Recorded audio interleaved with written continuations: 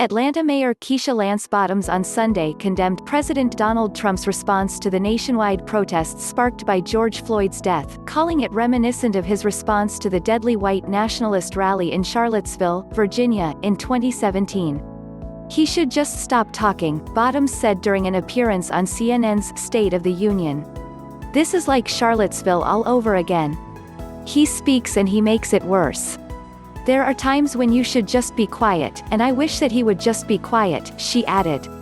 "Or if he can't be silent, if there is somebody of good sense and good conscience in the White House, put him in front of the teleprompter and pray that he reads it and at least says the right things." The White House did not immediately respond to a request for comment. Trump has condemned Floyd's death, which happened Monday after a police officer knelt on his neck and two others held him down as he stated repeatedly that he couldn't breathe. But the president has also stoked tensions by threatening to use military force against people looting during the protests.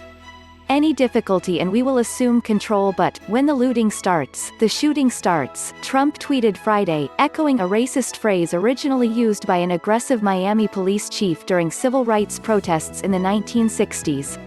The president tweeted Saturday that the federal government will step in if liberal governors and mayors don't get tougher on non-peaceful protesters, including using the unlimited power of our military and many arrests.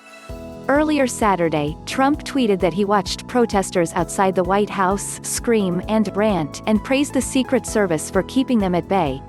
"Nobody came close to breaching the fence," he wrote.